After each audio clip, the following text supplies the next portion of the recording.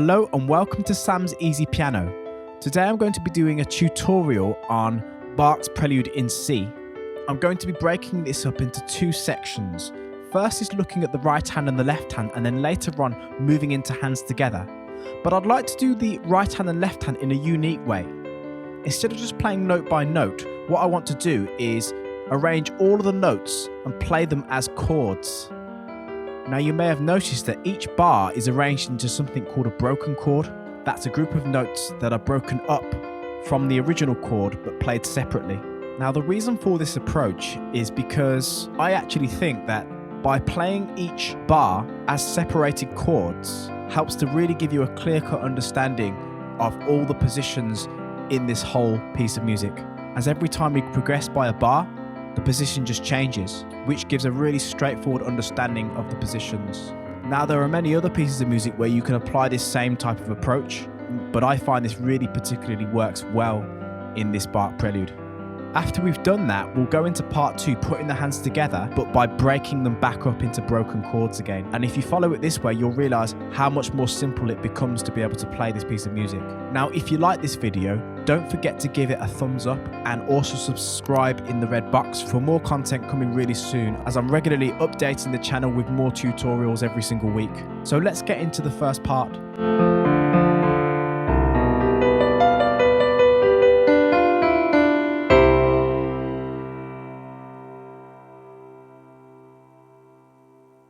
So let's get into the right hand to start off with. I'm going to play these as chords. So my 1 goes on a G, 3 on a C, 5 on an E. That's bar 1. Bar 2, 1 on A, 3 on D, 5 on F. Bar 3, 1 on G, 3 on D, and 5 on F. And then bar 4, 1 on G, 3 on C, and 5 on E. And then bar 5, 1 on A, 3 on E, and 5 on A. And then bar 6, 1 on your F sharp, 2 on your A, and 5 on your D. Now you may notice that I've actually moved my hand further up the black note area with my 2 in between these 2 black notes. The reason why is because I don't want to twist my hand to the side when I'm playing that part. So it becomes a lot easier if you just bring your hand in. And then bar 7, 1 on G, 3 on D, 5 on G. And then bar 8, 1 on E, 2 on G, 5 on C. And repeat that in bar 9. Bar 10, 1 on D, 2 on F sharp, and 5 on C. Bar 11, 1 on D, 3 on G, and 5 on B. And bar 12, 1 on E, 2 on G, and 5 on C sharp. But now you may notice that again, I'm twisting a little bit again because the 5 is quite short. So what I want to do is bring my hand further in, like that. Okay. Then we're going to go into bar 13, 1 on D, 3 on A, and 5 on D. Bar 14, 1 on D, 2 on F, and 5 on B. And bar 15, 1 on C, 3 on G, and 5 on C. Bar 16, 1 on A, 2 on C, and 5 on F. And repeat that for bar 17. Then bar 18, move your 1 to G, 2 on B, and 5 on F. And bar 19, 1 on G, 3 on C, and 5 on E. Bar 20, 2 on B flat, 3 on C, and 5 on E. Bar 21, 1 on A, 3 on C, and 5 on E. Bar 22, 1 on A, 2 on C, and 4 on E flat. And then bar 23, 1 on B, 2 on C, and 3 on D. And then bar 24, 1 on G, 3 on B, and 5 on D. And then bar 25, 1 on G, 3 on C, and 5 on E. Bar 26, it's 1 on G, 2 on C, and 5 on F. And then in bar 27, it's 1 on G, 2 on B, and 5 on F.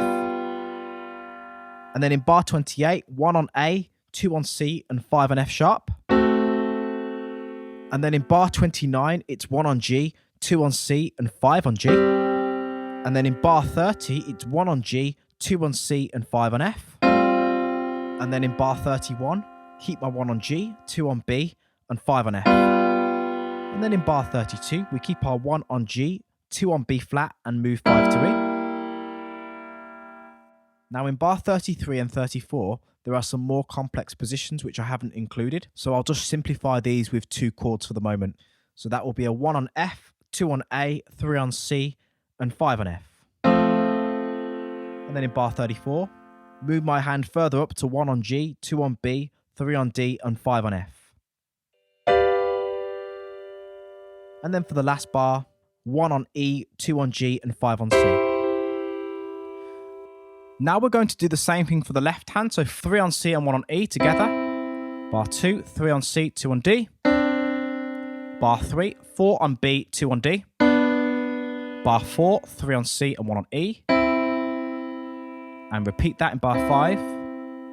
And then 3 and 2 on C and D.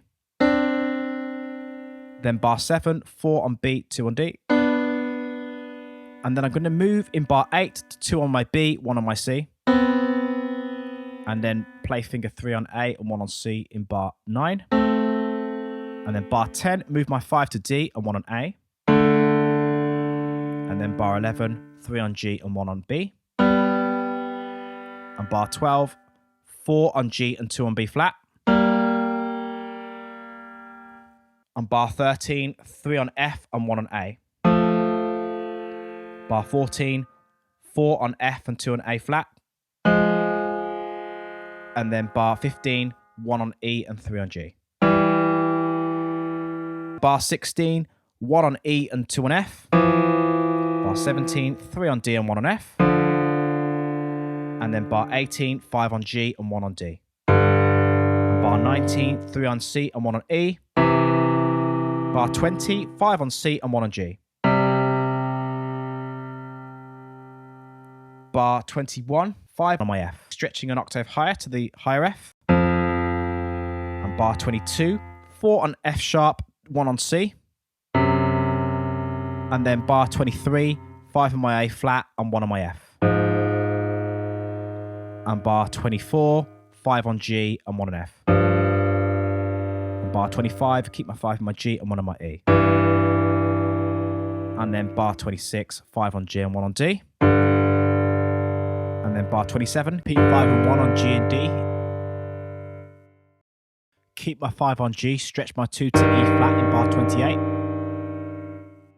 Then 5 on G and 1 on E in bar 29.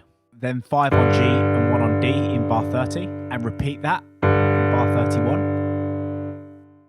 Then move 5 and 1 down to an octave stretch from C to C in bar 32. And repeat that in bar 33. Then make the gap slightly smaller to C and B in bar 34, ending on an octave stretch from C to C in bar 35. So now I'm going to play slowly with these same finger positions that I've just been using in the chords, but now break them up.